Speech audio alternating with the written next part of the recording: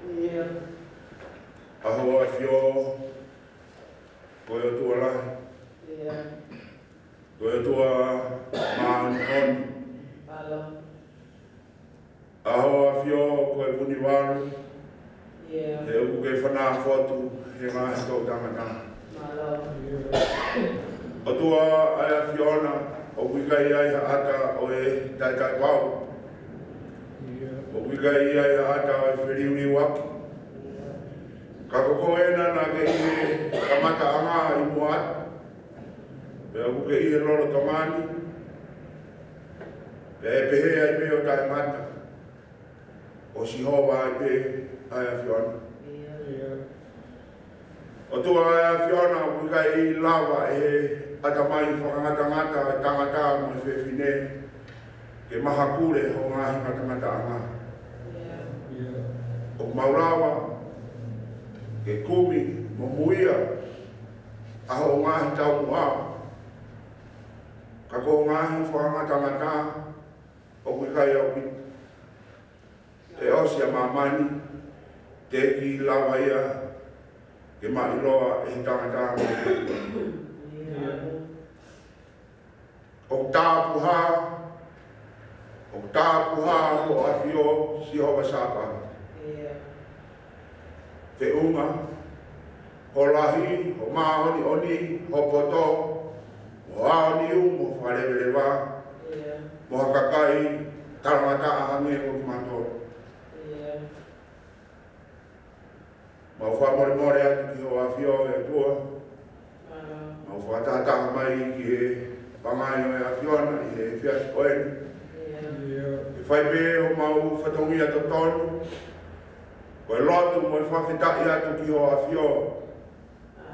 Pea ke tala e lahi mo e nau ia o ho awhio. Ka mawhesi o mau loto. Pea kafu o mau lau maari e mau ilo whapapau. Ko e kakai whai angahana ki mau tolu I he ao o e atua maani nina. Ko e kakai ki mau tolu mau manako pe mau saidia mau pege whai pe o mau loto mo e mau whakau. Neo o mau iai e lao maani oni ai a whiona. Neo o mau tāmanaki ai ai tatonu o mau kaunga mo ui. Kau mau whatahataha mai I hosai o ne mo e loto lawe mo ma fes. O whamore atu ki ho ao, ki ho awhio, koe maha oni. Ma tāwhi taonga hawhina ngaro eki. E tu kia o atu ki loto tatauna. Ai mau whatau mana, mau whatau ki laro. E mau kore whamore atu, e mau ngahi taono no. E mau ngahi whai angahara, e tapa hanu hatoa peo, e mau mo ui. Alaka mai, e tonu hia pea e a whiona, ka ke ka furi aki ki mato. Ka whawhetaki o mau lau maari e. He lotu le rei nga ke haku mo I ama. Whai o mau whahino hino. Neo mo pe lanu whewhe o ngahi kowi mo o ngahi angahara. E lawa noa. E lawa noa o whamaa ki mo tolu. E taa ko e. Nai le repa he funga kolosi. Koia ho mau whainga maari a ngā. Pea o taha pe o I kaito e ua. Koe mau huku pe he taa ho aro o kalaisi. Koe kaua mahalo. Pe de mau hake ko whamaa ki matua. Koia e hala pe taha ke mau to e. Mata ia I ho fofonga o wha. Koe mau whato mala I ho ao. I harota o glavea mo ma fes.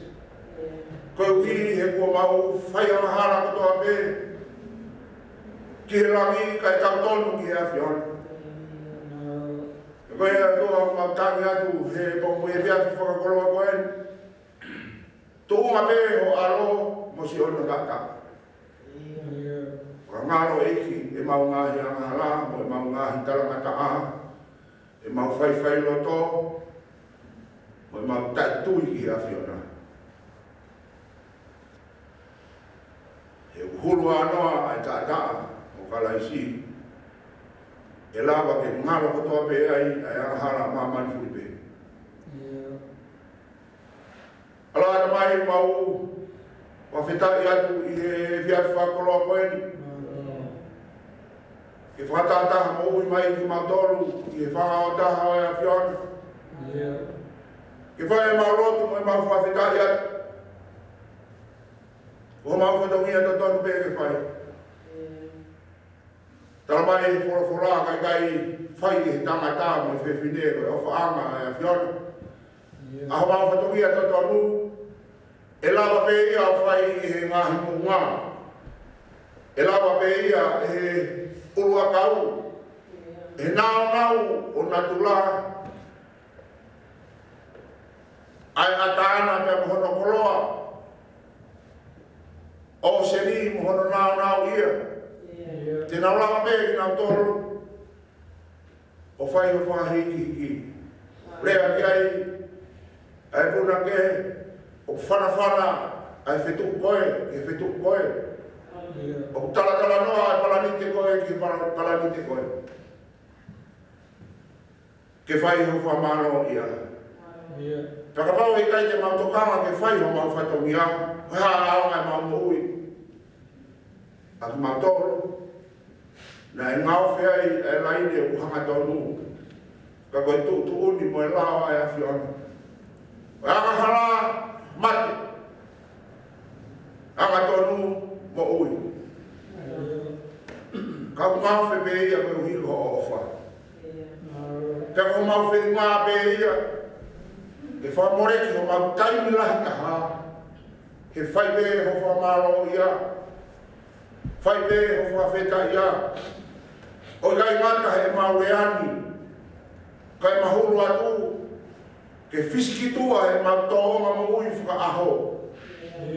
He mau wheo mo mau kaunga mo ui. Mo mau kaunga no tu. He mau tauhi whamini. Ke hame ai. Hato onga whakaotua. Ke hame ai. Ha mama. Hange koe ka menga e mahina tukuni. Ke mau hinasi. He mama o ikai ala lawa ke matama te i. Ka koe mama o e di meni. E. Koe mama o mamani. Koe atua o mau whawhita e atu he whai o maari e. Uke ongi ke mau te whakatahtaha mai ne ongo e mau ngari ka matama ki. Ke whai pe ho mau whatongia to tolu ke whai. Whai pe ho mau whatongia whe ungataha me tangataha mea vai vai. O hiki atua e whawhita mo i whamaro. He off kai lau hia ala mina. O mau anu ai mo mau ngā whamiri.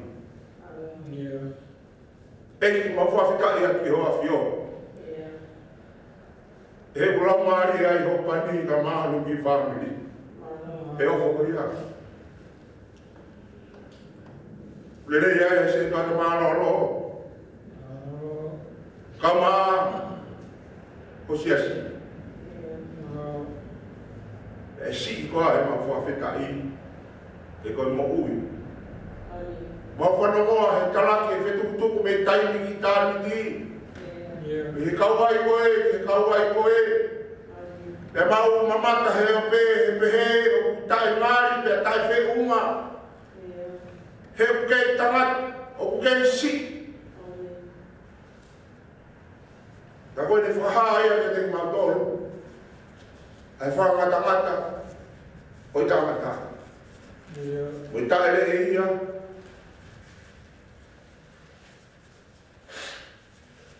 Ai tuutuni mo e pure maa mo maa ni honi ai a whiona. Au mau whawhita i atu. Tau kama ngau e no roti mau hao katoa pe. E ofa lahi me mo i tau hili ai a whiona. Moi ai mau whawhita i atu e toa. Mai tāpua ki kehe o mo ui. Mau lawe ka monu ai. Pe mo mau ngahi whamini. He kai te mau lawa e mau tolu ke āru hiki. Pe whamatalo. He e pouri a honu. E ose e wikeni. Mai toi matauni. E kai te maulawa i matolu ke whamaa opo.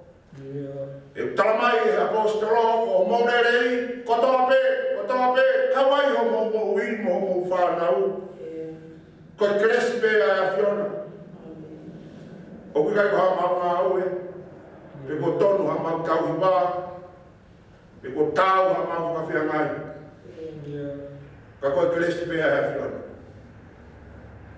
Ka pau ko mau tauhi, mo mau mo ui, mo tūnganga, mau rerei ko ha mau ngāue. Ko ha rerei te mau inasi ai, heanga, mau whawhianga ai, mau whautua, mau taktaha ilo mei. Ka koe whawhikai e ko hake atu e ki maro o whalahi me mo tau rerei. Inasi ai, e ngahi whaamini ho siasi. O hanga atu i he hoa whakolo koen. Hapai atu i hoa whio, ai ngā koen. Amana ke tutu i hao wholofora. Mauno e mi hora maari e ki haere mai a toa. Kare hao wholofora ke o maari e ki hokakai. He ilo. Nā lili wai ka moui. O tari ai mama. O kui kai ala lava ke matama te I. Ka koe mama o mamani.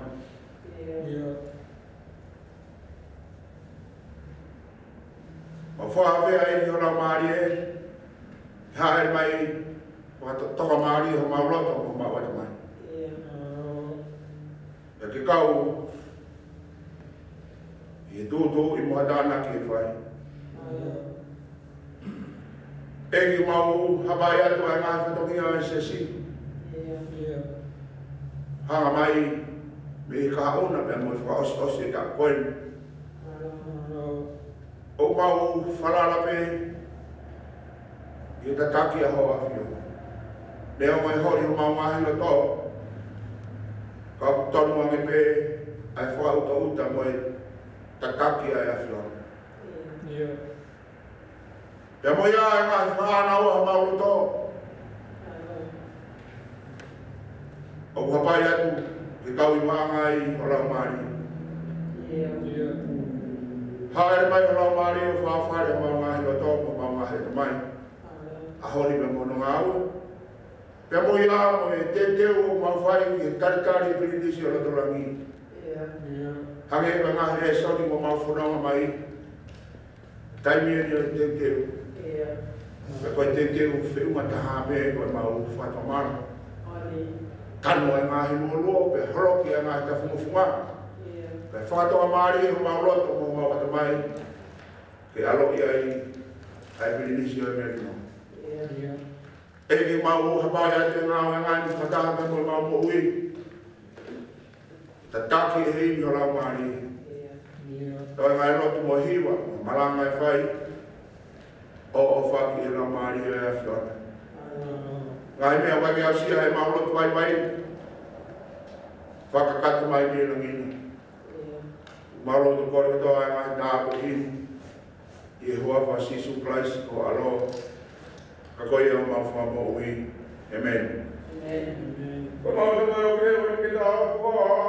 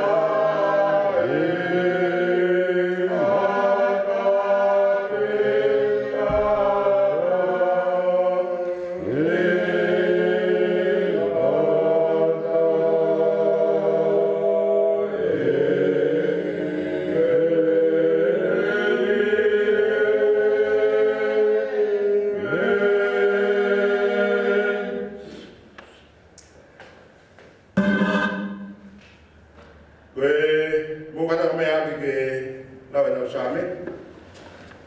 Lope i honga mahini. Tau tu whata pe i wes whakausi. Te au whangafuru maono o ngā same. Tau kamata lau me lima ki honga furu. Same te au whangafuru maono. Lima e wesi e tuku e honga furu e konga. Mono ia, kakoia mo ne mahu ai o tua se kope mono pare tuka. O tu e ne whanara ke sihowa, ko sihowa ko hono o tua. Ai a fiona ni mau e la kima konua, ai tau i mo me a toa. Ai tau lea o tangat. Ai whia o e whamau o e whamalo hia, ai tufama ki wheka ia, a sihowa bete haisia. Ko sihowa mo ne mau e a kui sio, ko sihowa mo ne kukiane a make ukilano. Ko sihowa mo ne ofa i a mamu no ni. Ko sihowa mo ne tauhia e kakai me hi whanua ke he. O kune whotu e wito u mo i ta mai mate, ka koe aluma ka wangahala o kune piko. Ko sihowa te me hau o lau i kuonga, iyo, ko o tua e sayone, e ne hau i tau tangata, o i tau tangata, hallelujah.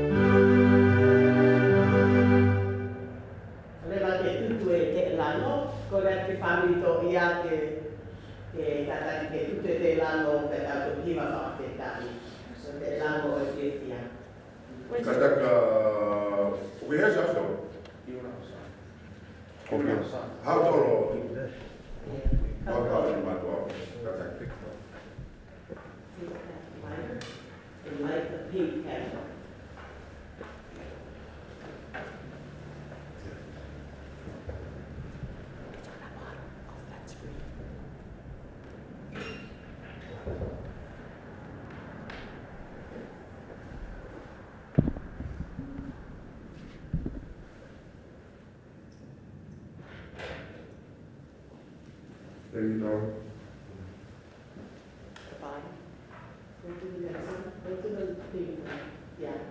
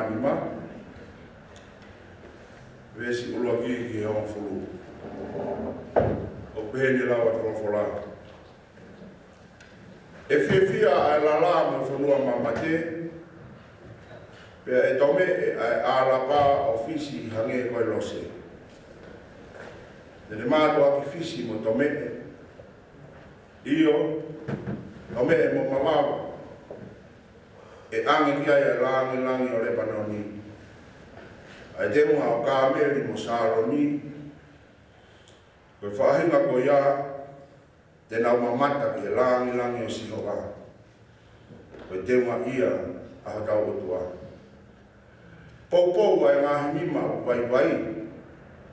Pea puke ai ngahi tuio tete. Lea ki he kakai o tateme o na uroto. Mo whama o hifo. O ai mana wahe. Kakai. Ko mo o tua ai na uha o ko sau. O kune hako mo i to tongi whakaotua. E hao eia o whama ui mo toro. E tok whakaaba ai mata o kui. Pea toko ai te ringa o turi. Toki hopo ai heke hange hatia. Pea hiki mawawa ai erero o inoa. He pāmai ai ngahi vai i he lala. Mo ngahi vai tawhi i he alapa. Pea hoko ai wakaloa koe vai moni.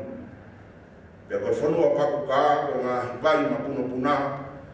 I he nofo anga o whanga siakari. I honau tokoto anga o kuwai haki tenga o i kaho mo pepa ino. Pea e tuku i he potu ko ia hatani. Ia mohahala.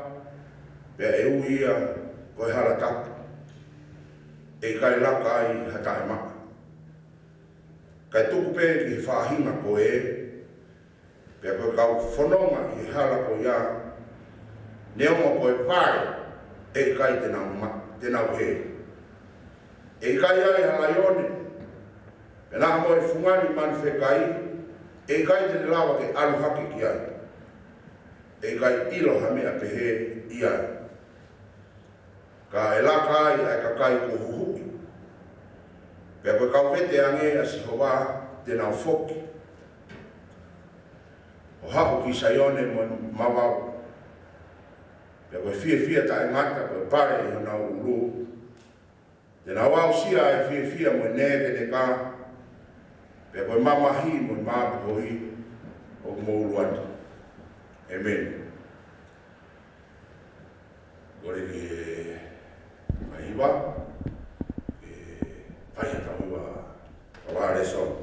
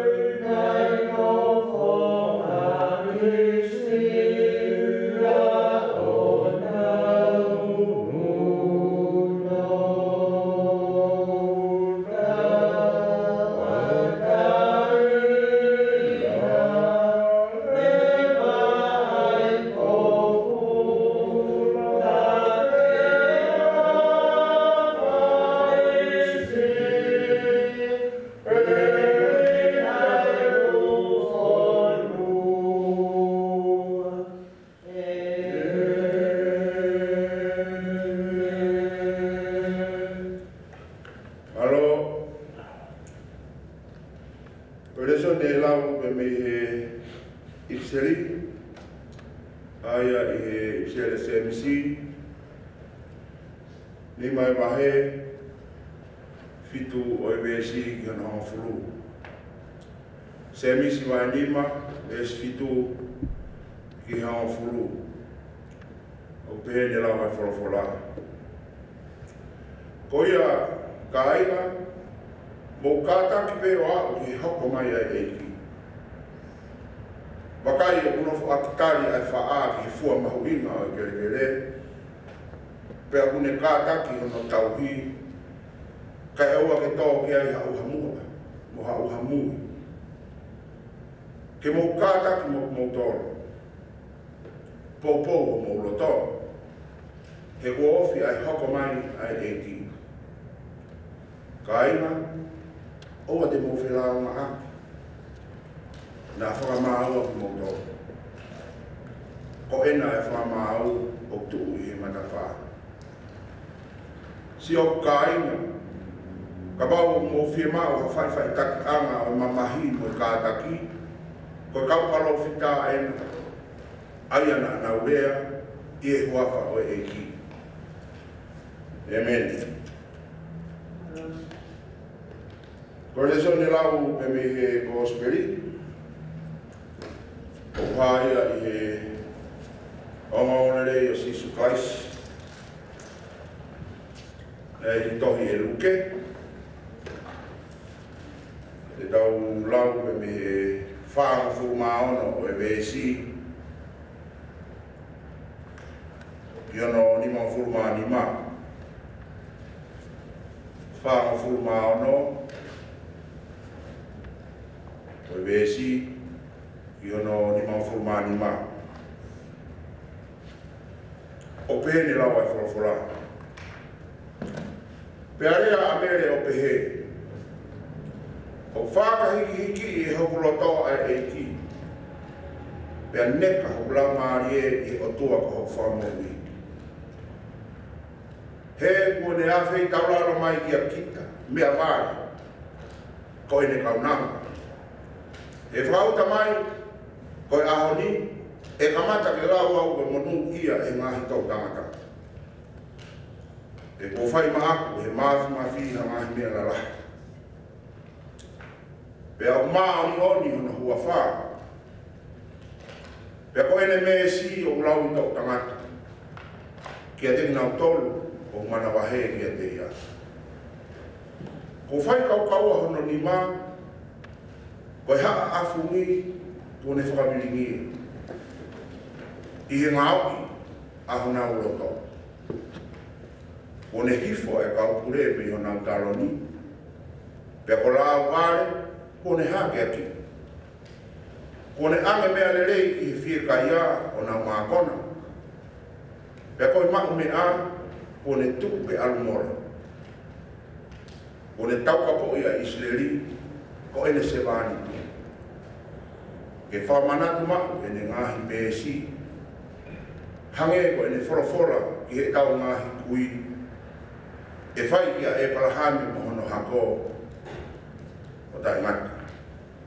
Amen. Tawangi tāu hina e toa. Mai le son o lau ma tau tolu i he whiwhini. Korea ke whai i pāma.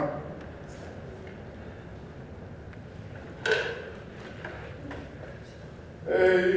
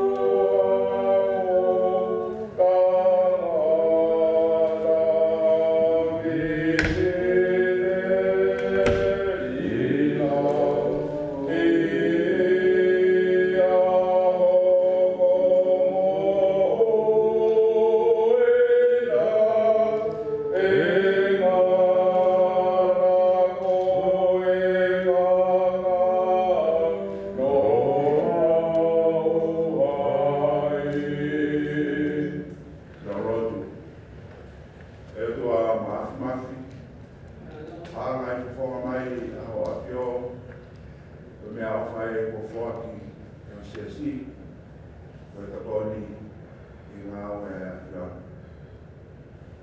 mau papai atu e mo lo ta whakitati ko a eiki e momoi e ko si o mau ngana mau papai whatahatu ia pe leo mo ngangani ai tā ko kina me langina si o na kahau papai ngā whanau i e loto o e whae i ngā here o tō teo e a whiona maana kahau. Tā pina na mo ui mataha mo i siasi mo whati ko whai i hoa mo Sisu Christ mo alo e hoa mawha mo ui.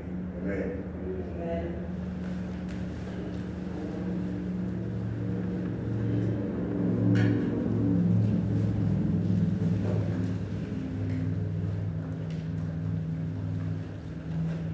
Koe profola himi ana wā, tolu ngeau, kataki ono ngeau tolu ngofuru mā tolu, ono tolu tolu, mo kataki mea hake i tau hima. Ono ngeau, tolu ngofuru mā tolu, o himi. I e hoko, i e kuonga o he lota, koe tui o sitea, ne alo i mai a tama, ne kikite a aisea, koe hako a whiwhine, e na tala a mai, te ne fua a kawenga, o e ama harawhai. I e kuonga,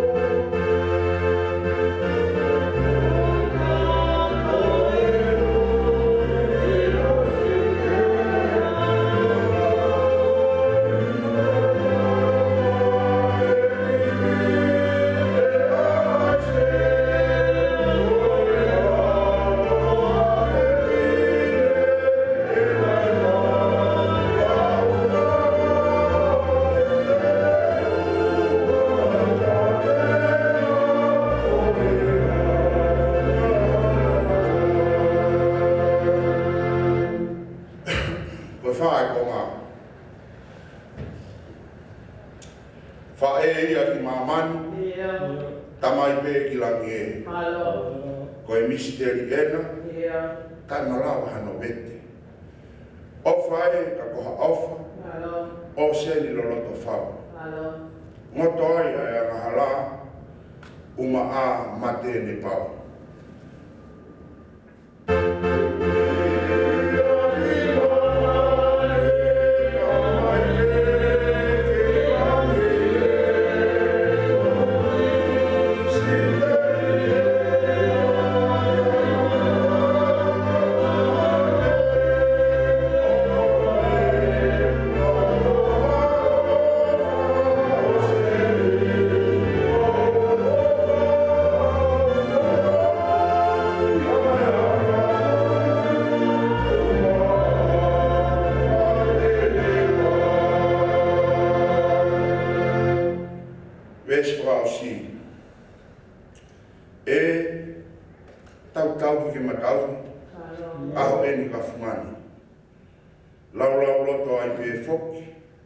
He mea o whani me lang. Anga kai mo tamasikina uma a kolosi. Ko si pinga o mo ui whakaaki aki mui.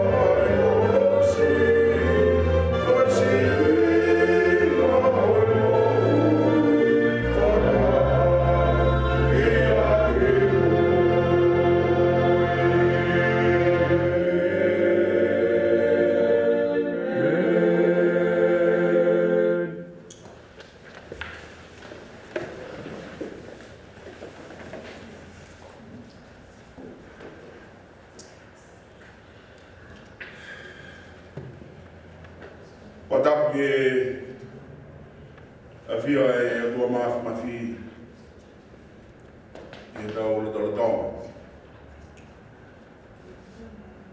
Tapu foki he poto tapuni. Ufa tapui. I whai ai e tau whawhengai maa oni e tau atua.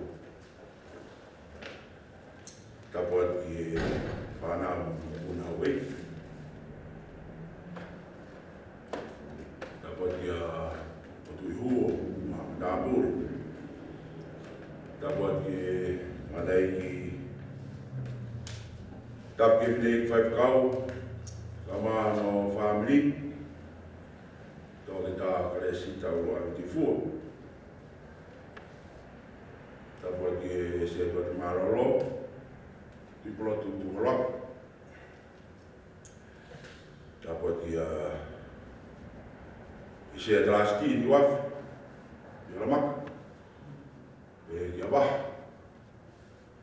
E mo e whare tangata. Tapu ki Malaya. E ki Beyond. Whare a whiwhini. Talangata mua i a te au. Whai ki tō. Kata mō ku ai whainga maari koe. Whai pēha tau ki pōpō no pe me e tau whorofora. E ke whakakato e whatumia o wani. O maro lai ki e nei whaikau. E mau e whainga maari e ki kau e talaki e whorofora. E whamaro atu sesi, te modoro. Maro mo lava mai ki tau lotu ki ahon. E o tau marika o tāmuki. Kuhange koe kanama e kau whine iki. Sa e tau tosi i ki tau vai nara. O tawangi ki lau maari e hifo whamama e whorofora mawinga me ahon. Koe Wes kalanga ko whaamu ke whaimea he tau ki pōpō no ki he whiwhini. Hāpea i he le sona lau. O ngōre o sisu kalaisina he tohe ruke. Ura ke mahe. Pea koe whaafuru mā wāko e wēsi. O wea ngāhiria koe ni. He kōne a whei taurara mai ki a kita mea pāre koe ne kaunanga. He whakauta mai. Koe ahoni, e kamata ke lawa o monu ia anga, e ngahi tau tangata. E kone a whei tauraro mai ki a kita mea pare ko ene kaunanga.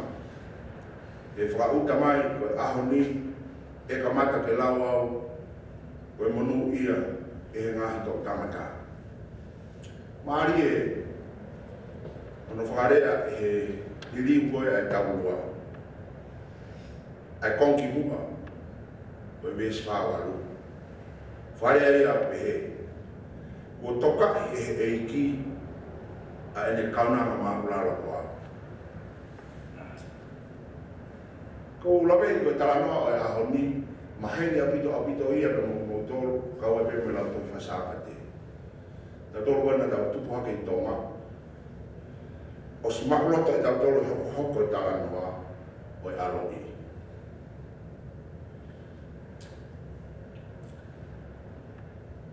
Ma ulo to kakato ya. Kamata pe mea i sa pes. Kaneki e fu uhinga maari e kia. Inga e whamaro ki whai whakau ma e whai maari e ni. Whai e whangatua pe mo e talanoani. Ma kore ki lau maari e ki whamama e mutuani.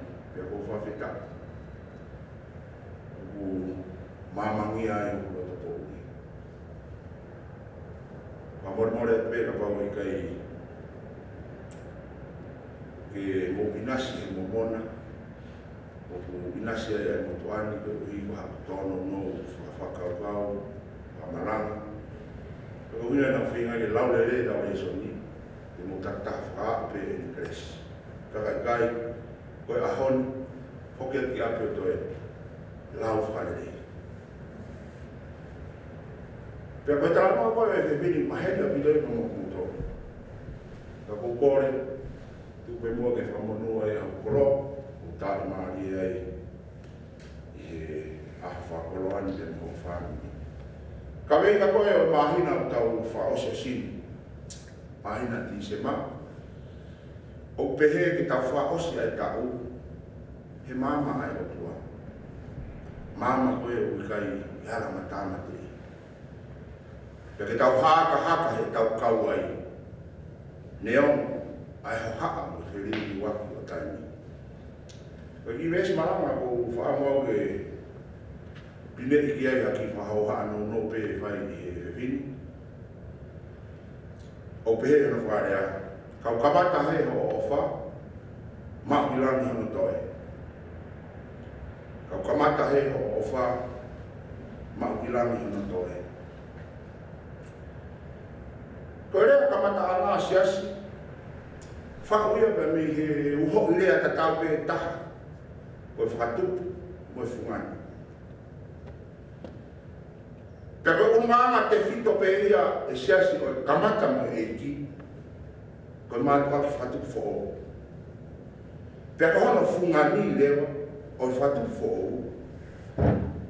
ko hoko tawa i mo ui mo tangata pe ko fefine kristian hono fungani itano mari o ya hon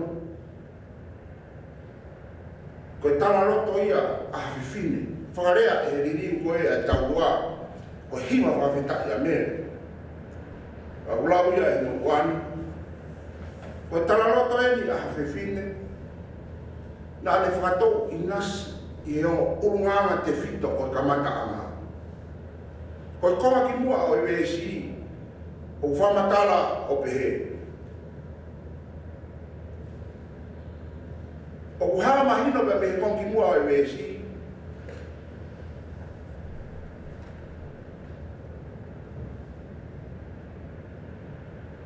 ko monu ia a bere ko ui ko uraki talaka ai ngai alama na kai ko hinga ai monu ia a mere ko ne tapo o ikai ko hinga ai monu ia ko ura talaka ai na mai ala te tau whare a pe ta tolu o pehe ko uhinga e ne monu ia pe ko uhinga o e tau monu ia yanga e tau nofo e family mo sesi ko ura talaka ai na mai ala o kai ko tau ngau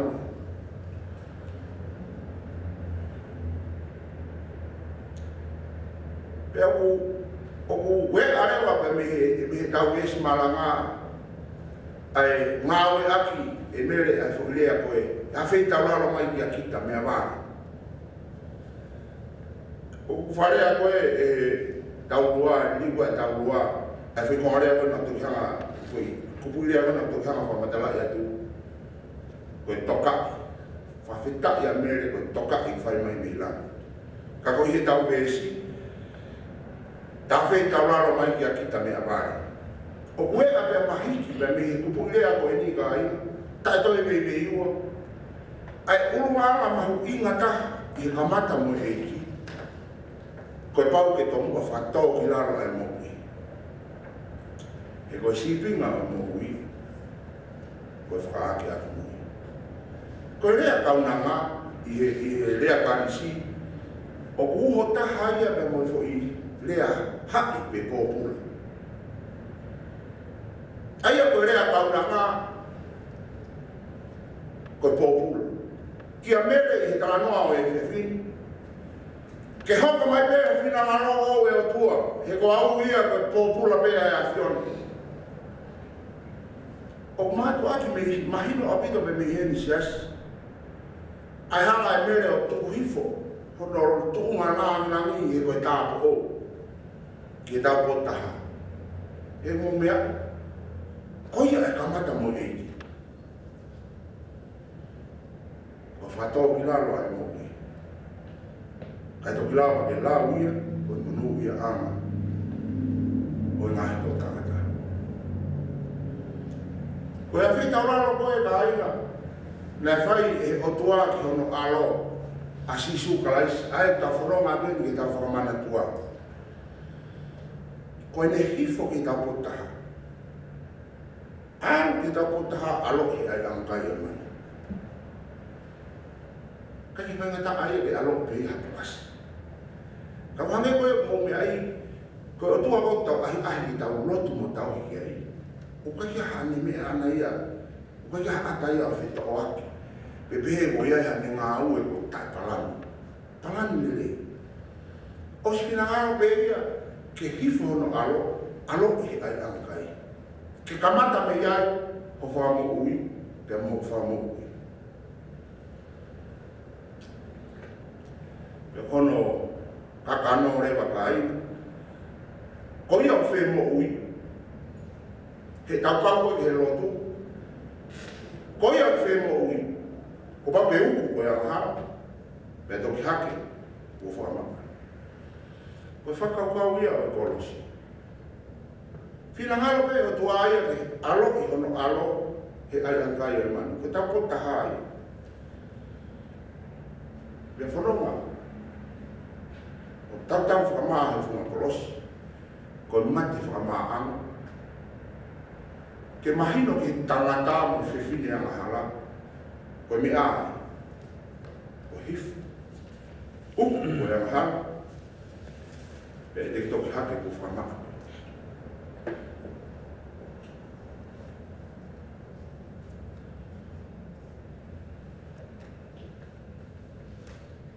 ki amere i tala noa o e fefine e kamata ke lau ia ko mo ia e nga to tangata ko hi he tama ko te ke ni fa ele pe ko e tau hanga te fa mana tua ko ha ko ia o fe fine de ne laiki ai u o mata pe ko fo ma o ne laiki o ne una ya ka mamani aki ai ne fa mo mo ala na mai fa mo mo ya na do lu ni ke de na ilo na do le me na fai ko fa ka ia o fato kila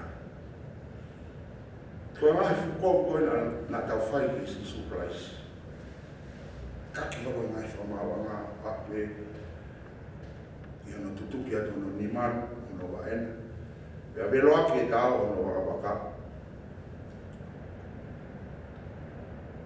ko sa uni ko pa ana ika na ne kore ki na mai ki fa mo re na turu e ko ke na pilo ki na tole me na fai ko la mari e ya da malea ata fa to kila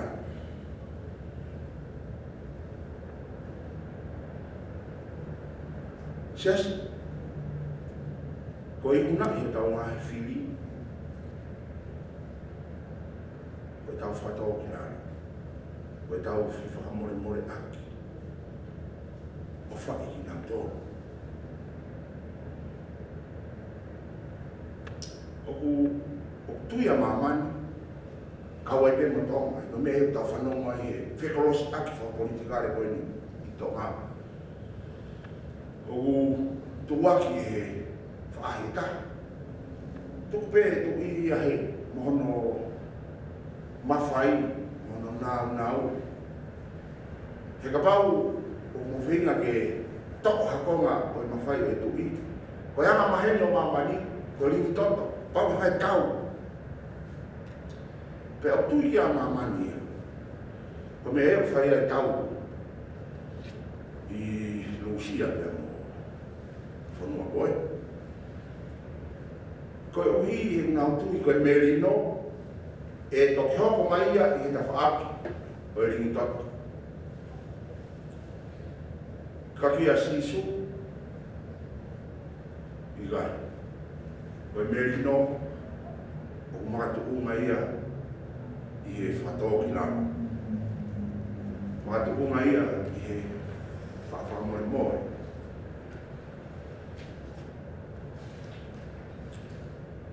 tahu no fo family.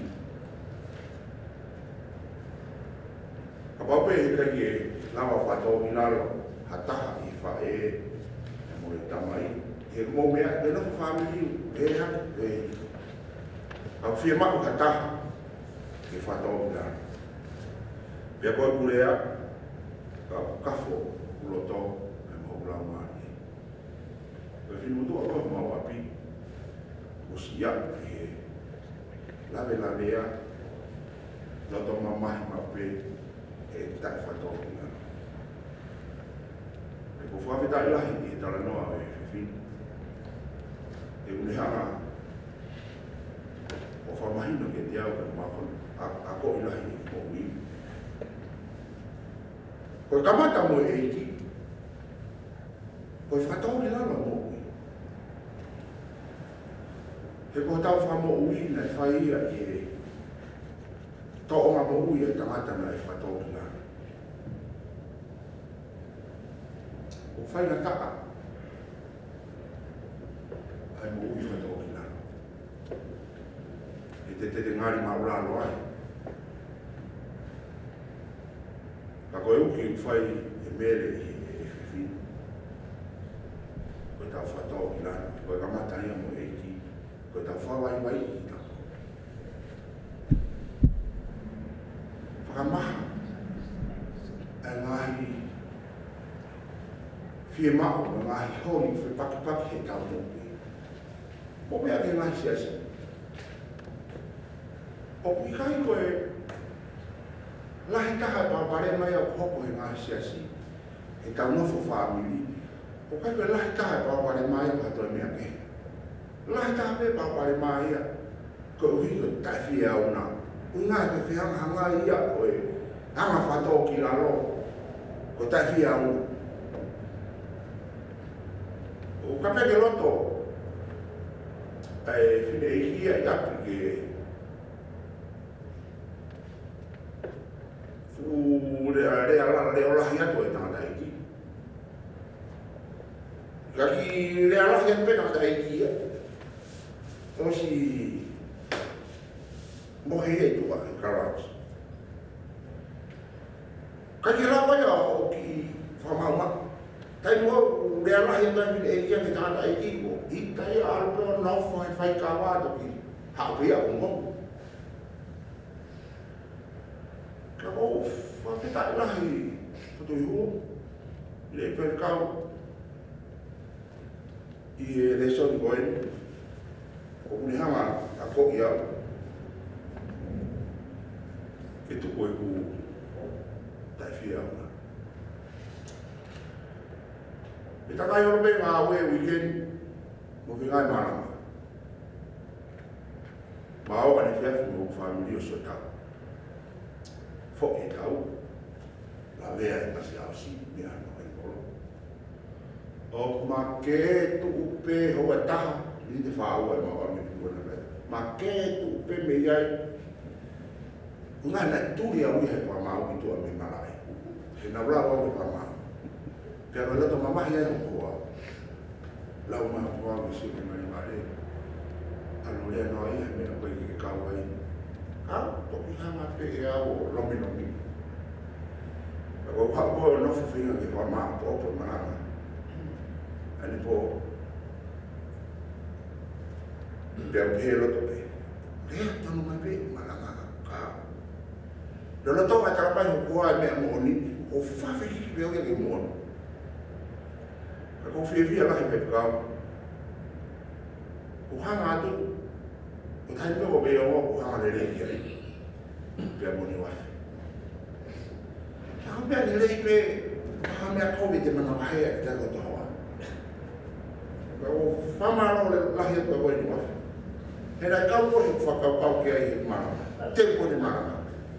Shangi ke meri no. Māu e nofo e whamiri. Pea kau sio kau apolo. Kana kou kane o hake isi.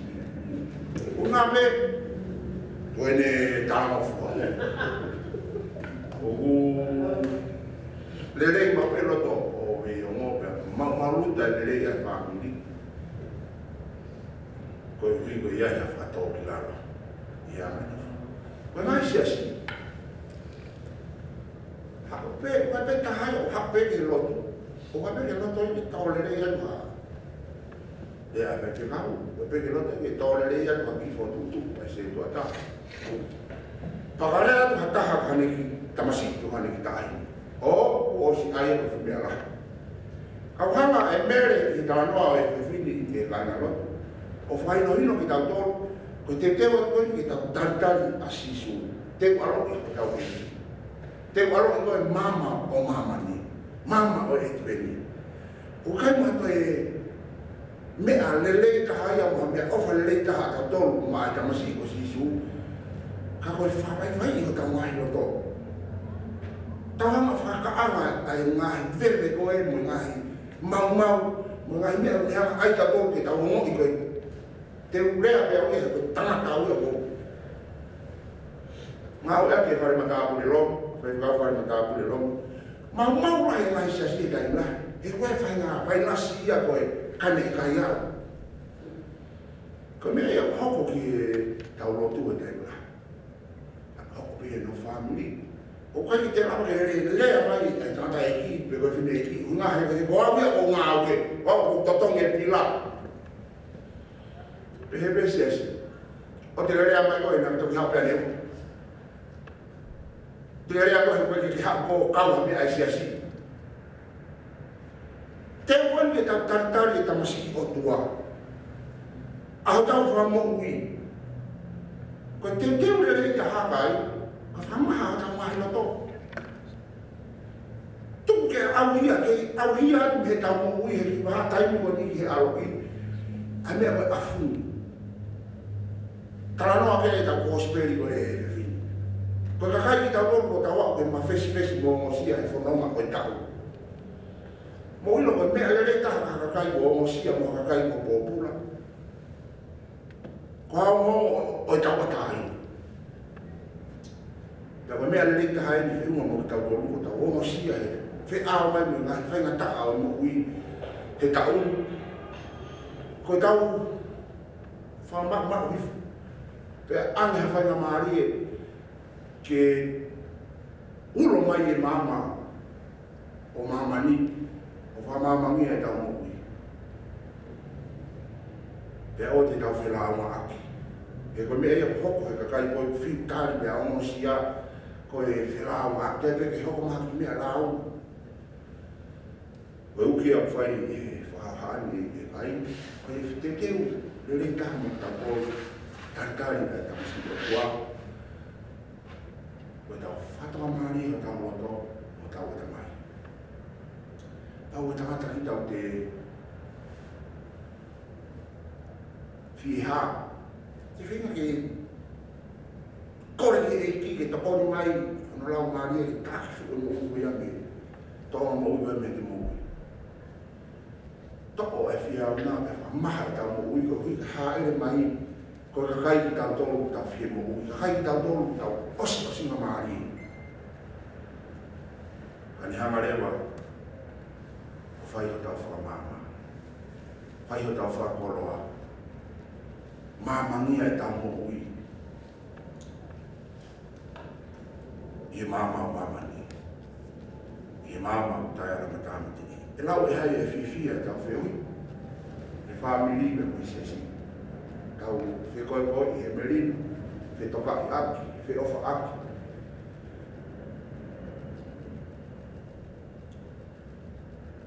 Pea te tau whiwhia e o iku ki tau inasi e tāpu aki. Hapu me tamasini. Pere nisi o ratorani. Ko whio ki whaosi, o ki marama koe.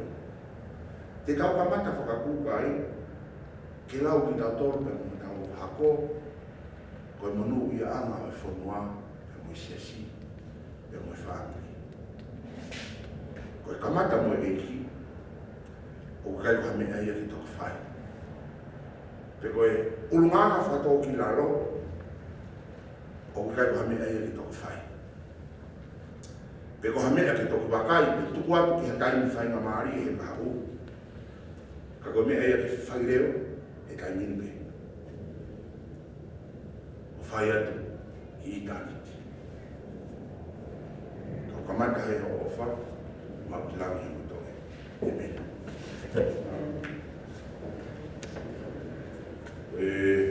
Ibrahim de tau ni tu kuai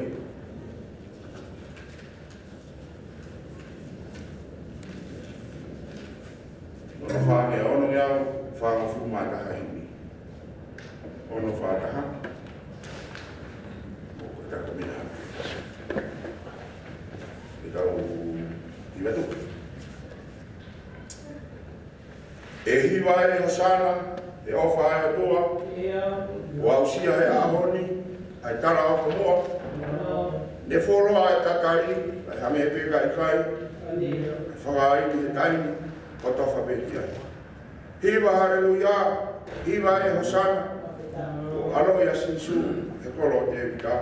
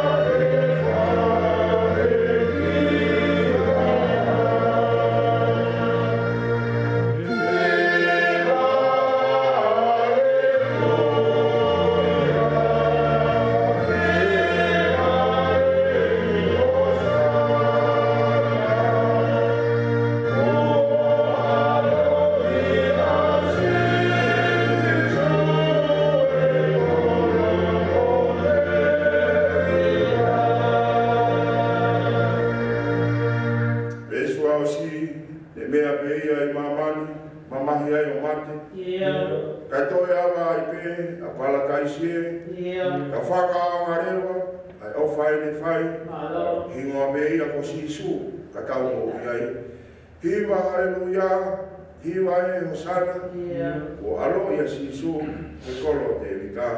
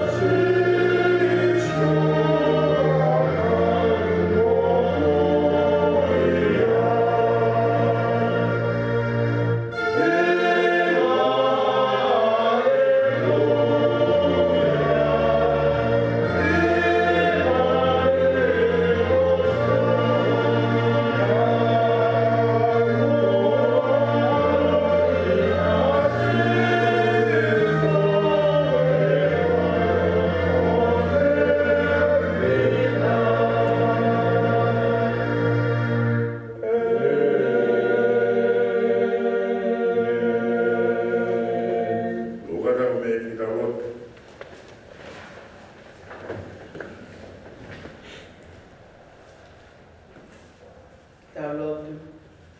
O tua mafiko mau tamai whai wane a Fiona.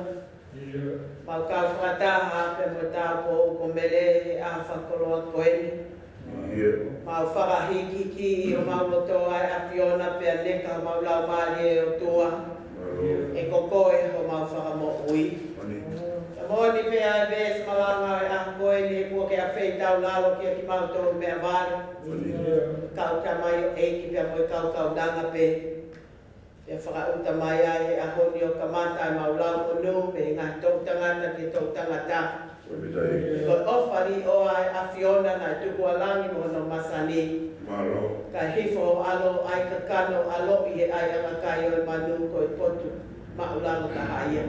Ke whakamahino ko o hifo ke hoko ko se vaniti kai mau se vaniti.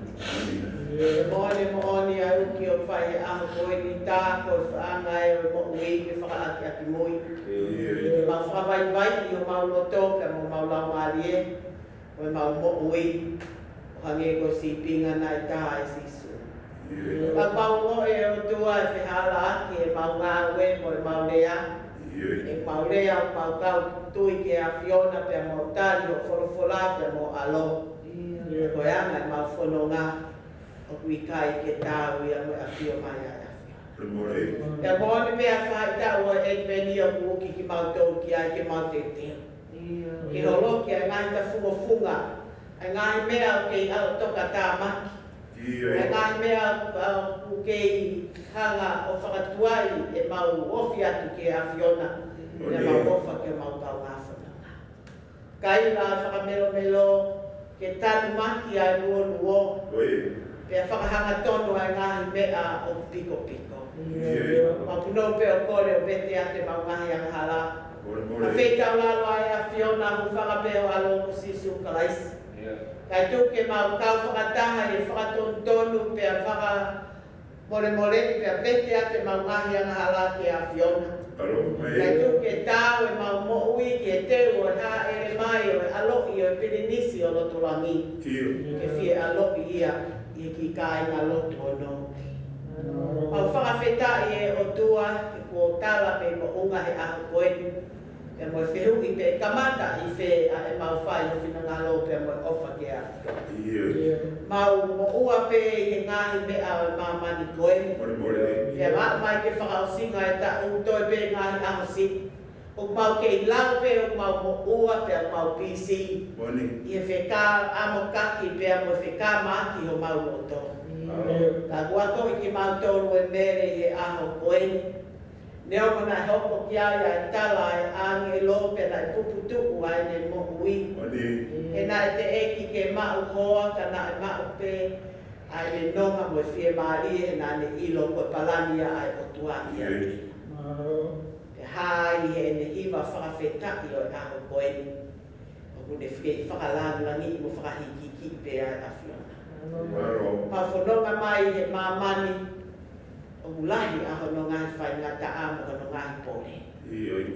Ka mau hanga te o tua pe mo loto tui whalala ki a Fiona.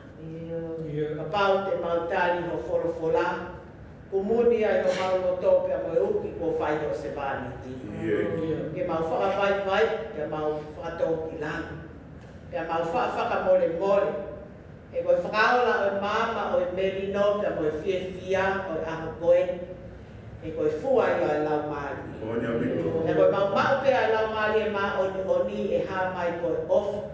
Koe whia, koe tui, koe nonga, koe whia maari. Kai te mau mahu ai no ngā koe whia maari e, ka koe whakatua meri e. Tā kui kai te mau mahu ai lau maari e maa oni. Mau kore o tua tupe mua. Te mau tari ai uki ko whai ho te amai o eki. Mau kamata ai o whai he ahoni o mau kei whai na maari e he mahu e manawa o ui. Pea tuke mau whanonga ai i he whakaosinga o ta koe ni he loto hanga maari. He loto whakatoki lalo. I he loto whakamore. Kai tuku ke whie alo i a sisu. I ho mau loto pe mo e mau mo. Tuke mau ai loto whakaaki mui o hange koe tau ko o koe. Pea tuku e o tua, ke whanonga pea taki e a Fiona na whanonga.